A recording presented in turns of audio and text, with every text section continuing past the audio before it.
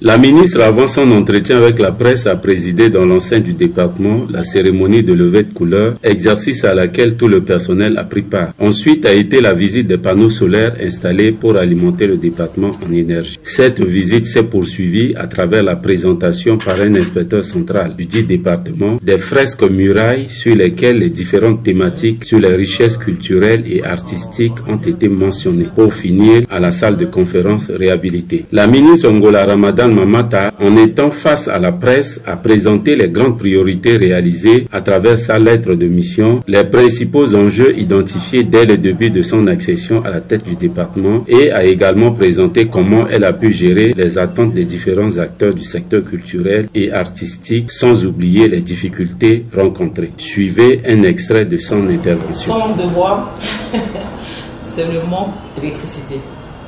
Vous arrivez dans un département où tout est quasiment sombre. Tout est noir, il n'y a pas d'électricité, l'eau ne coule qu'en bas, mais vraiment ça coule bien en tout cas, mais ça ne remonte pas. Donc je me dis, waouh, pour travailler dans de bonnes conditions, il faut remettre toutes ces choses en place. Et il faut aussi recevoir tous les collaborateurs un à un pour étudier la situation et y remédier. Donc il y a ce genre d'enjeu, je pourrais dire, du côté ressources humaines. Et Dieu merci, tant mieux, ça s'est fait. Nous avons relevé ce défi, ce qui a conduit à la réalisation de beaucoup de choses après. La lettre de mission, elle est là, hein, je la montre avec fierté.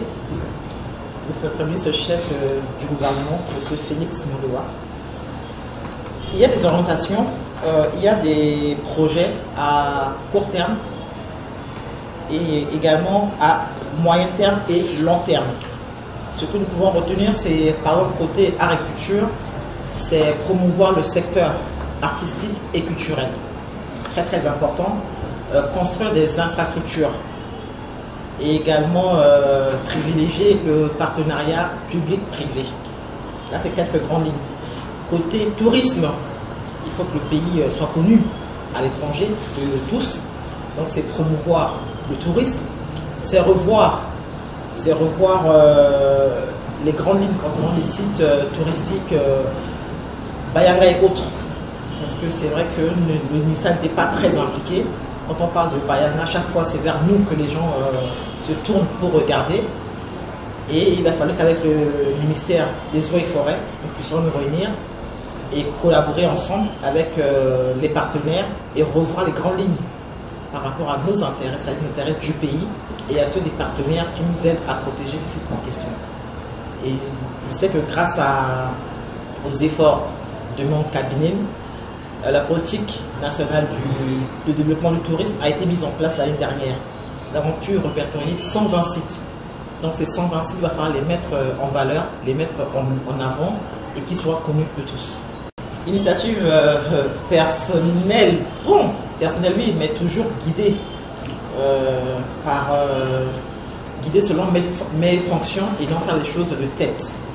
Hein? Je sais que quand je suis arrivé, il a fallu qu'on remédie immédiatement à l'histoire de l'électricité. Parce que j'ai remarqué que tous les gens, quasiment certains collaborateurs, imprimaient dans les cybercafés. Si on voit dans le passé, les courriers du ministère, les secrets du ministère étaient sur les réseaux sociaux. Il fallait vraiment de ce côté-là verrouiller les choses. Donc faire installer des panneaux solaires, c'est une réussite. Initiative personnelle, par exemple là, je sais que nous sommes en train de faire des efforts avec quelques partenaires, puisque à mon arrivée, le partenariat avec la francophonie était interrompu, avec l'UNESCO était aussi interrompu. Il a fallu leur écrire, les chercher et donner des arguments pour qu'ils puissent revenir vers nous. Donc nous avons reçu ce partenariat avec les collaborateurs du secteur art et culture. Et le but est également, avec la francophonie, c'est d'installer dans le pays au moins 12 CLAC. CLAC qui signifie Centre de lecture et d'animation culturelle.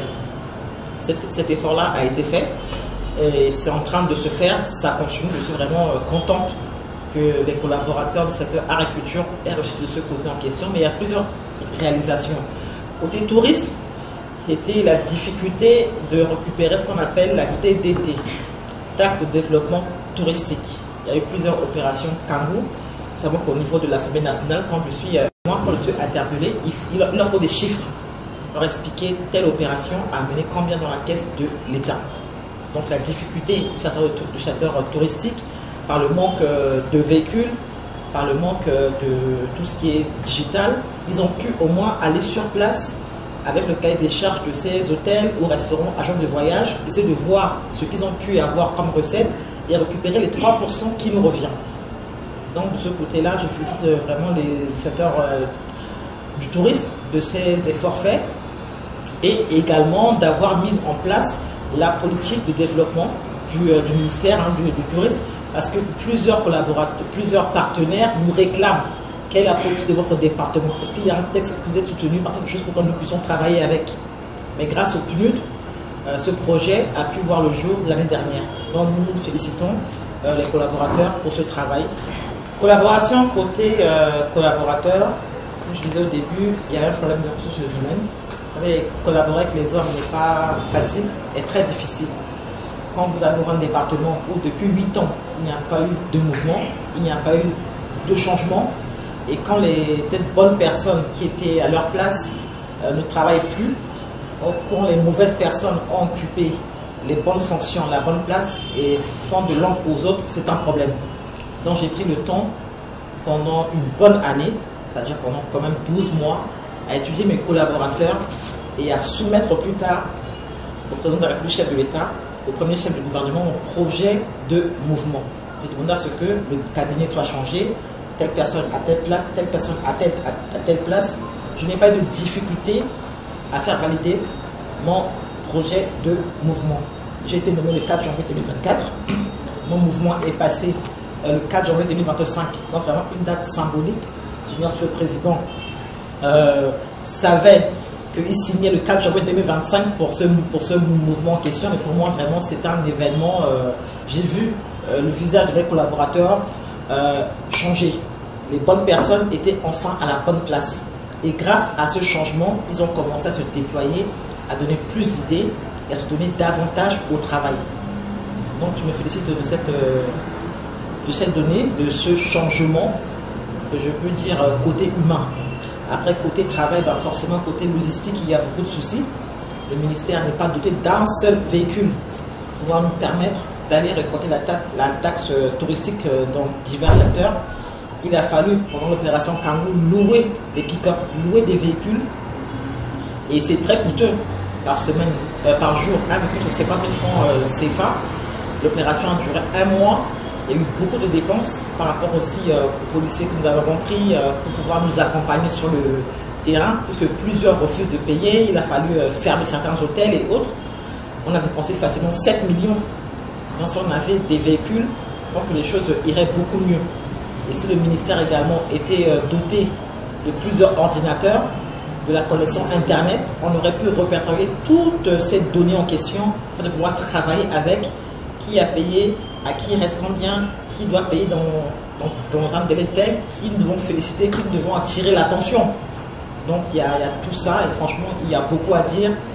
Mais j'ai au moins compris qu'au niveau touristique, nous pouvons donner, nous pouvons avoir beaucoup plus d'argent dans les caisses de l'État si les moyens sont mis à la disposition du ministère. Bon, ce sont mes collaborateurs. Donc s'ils ont des projets, ils me soumettent le projet et on l'examine ensemble. Nous savons que là, nous sommes dans la lancée de l'ouverture de plusieurs claques. La francophonie donne sa contribution.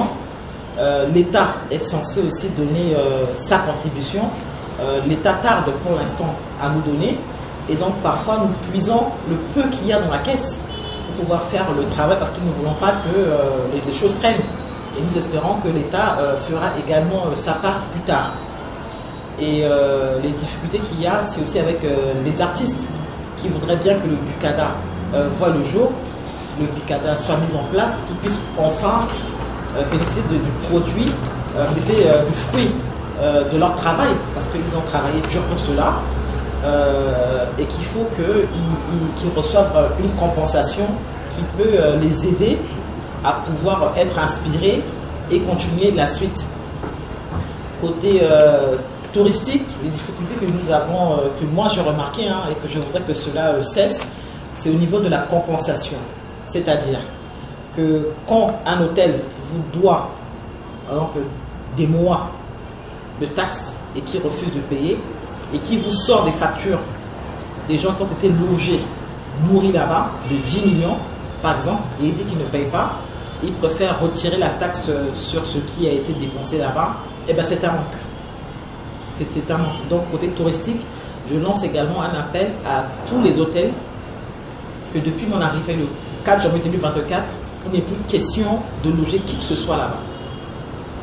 Parce que c'est vrai que c'est côté touristique et ceux qui vont là-bas, c'est côté agriculture. C'est-à-dire que tous ceux que nous disons stars, ou bien les vedettes, ou bien les acteurs censés contribuer au tourisme, nous amener de l'argent, nous font dépenser. Je sais que ma tête n'a pas plu à plusieurs parce que j'ai refusé qu'ils se fassent loger gratuitement, parce que le but, ce n'est pas de les loger, le but c'est qu'eux-mêmes, quand ils viennent à Bangui, là c'est un message principalement aussi à la diaspora, parce que les acteurs culturels qui sont ici à Bangui n'ont pas de soucis. Ils ont leur petit toit, ils dorment chez eux, ils n'ont pas ce souci-là.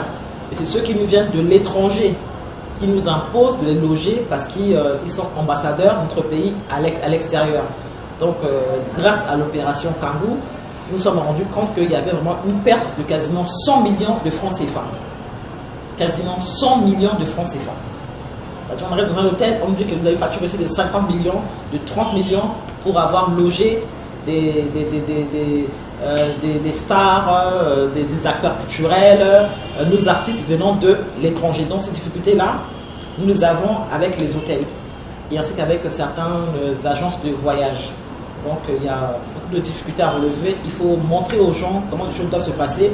Et quand vos collaborateurs passent après vous pour mentir à des hôtels, pour récupérer eux-mêmes la taxe et mettre dans leur poche, parce que c'est un problème.